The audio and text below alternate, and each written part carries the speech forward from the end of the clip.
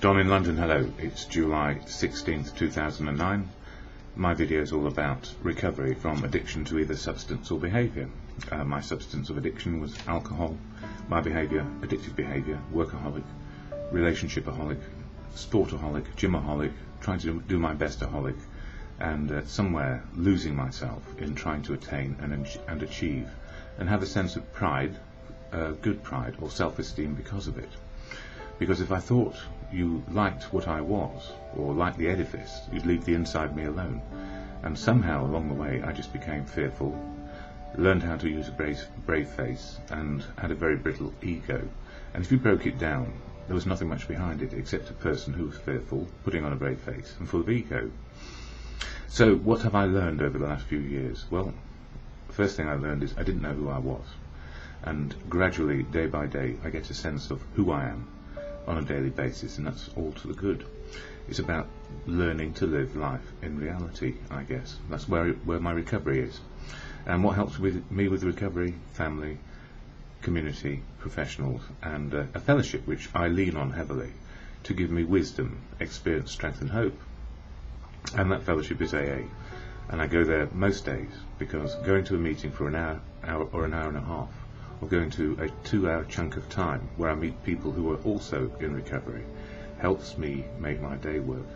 And it stops me wanting to go back, or considering even going back to drinking 24/7, because that's where it ends up.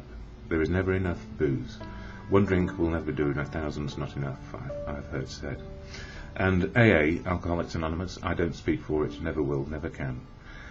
It's full of unique, authentic people, and I hope that we all found our originality, if you like. Somebody made a comment, I'm an original, and I do believe that most people are originals. There is nothing like another person, and we get to know and understand who we are on a daily basis, and get to know and understand people around us too, those we can like and those we can't, for whatever reason. Sometimes nature gives us a sense of who we are best in company with, and those we need leave alone, and respect the distance that we have between. And that means I'm not looking to try and judge or change anybody else particularly, but you know, birds of a feather flock together, and sometimes the birds in there might be some cuckoos with big eggs, and they're rotten.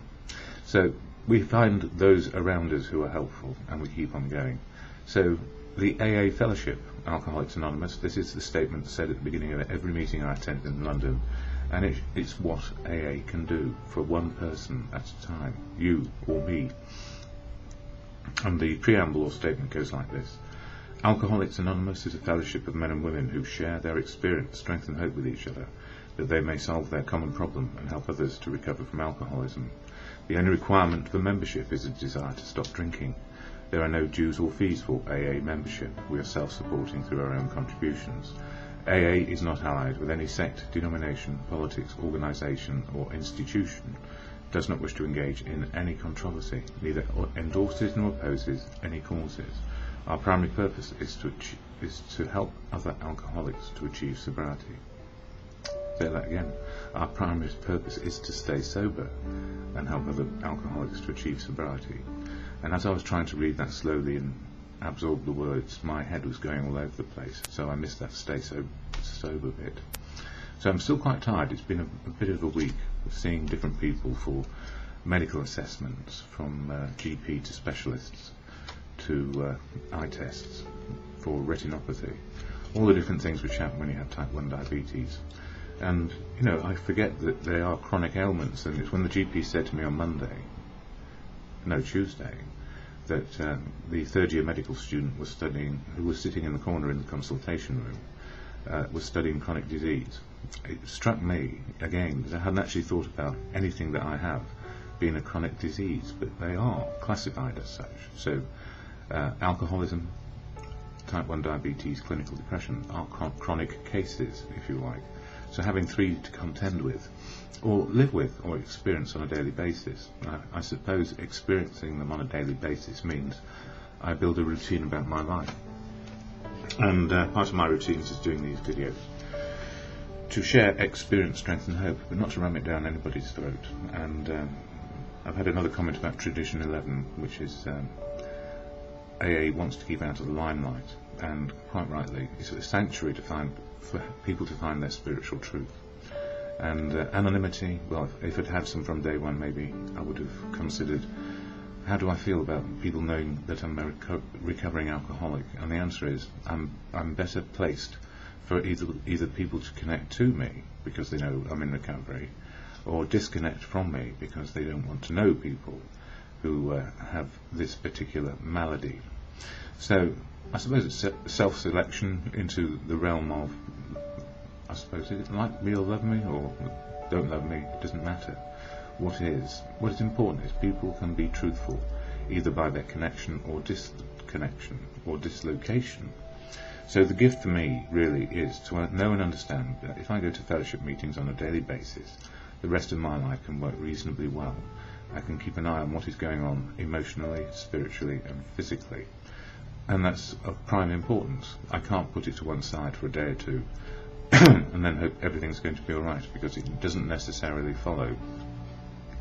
When things break down in the body, we have to respond, find out what's going on and do something about it, and that applies to the mind as well. So my relative well-being, if you like, is contingent on my continued recovery and understanding how alcoholism can impact on my life yet again if I have an inkling to go back to it, drinking that is. Anyway, in the daily reflections for today, it's July, 7th step of the 12-step program, all about humility, and it says on July 16th, a measure of humility. In every case, pain had to be the price of admission into a new life, but this admission price had purchased more than we expected. It brought a measure of humility, which we soon discovered to be a healer of pain. And that comes from the 12 steps and 12 traditions of the AA program. It was painful to give up trying to control my life, even though success eluded me, and when life got too rough, I drank to escape. Accepting life on life's terms will be mastered through humility. Life on life's terms will be mastered through humility. I experience when I turn my will and my life over to the care of God as I understand Him. With my life in God's care, fear, uncertainty and anger are no longer my response to those portions of life that I would rather not have happen to me. The pain of living through these times will be healed by the knowledge that I have received the spiritual strength to survive. And been a couple of questions about what is spiritual, what is emotional, and what is God. And obviously God is, as you understand, he, she or it, or don't have an understanding of God. Whether you're an agnostic, atheist or believer, I think we can all be all those things on a daily basis, or I feel so. So, a measure of humility, and I don't know if there is such a thing as mastering humility, not knowing on a daily basis and being open to the possibilities of what is good for us and what is not good for us, does give us a degree of humility, and not judging other people for their outlook or their way of life. Sometimes people need to be angry or sad for long periods because something is going on which has caused it. So life has its causes and effects, and if we keep in company, not isolating or excluding people, we are better off. And that doesn't necessarily follow that we want everybody to be in our lives, or we want to share everything with everyone we know. So there are some simple rules, really. Know your own mind, know what is comfortable for you and not for me. Find your path based on truth, and the spiritual aspect is always reality for me. It's in the moment of now, and I had a good conversation with my psychiatrist yesterday, all about the difference between feeling processes, or what our emotions are, because they are unmanageable, and then our thought processes, which try to manage them into our own personal opinion or self-belief about the world. And I don't know if that works either. What works for me, though, is just being open to the possibilities on a daily basis. So when I say the serenity prayer, it's to God of good conscience for me. God, grant me the serenity to accept the things I cannot change, courage to change the things I can, and the wisdom simply to know the difference just for another day.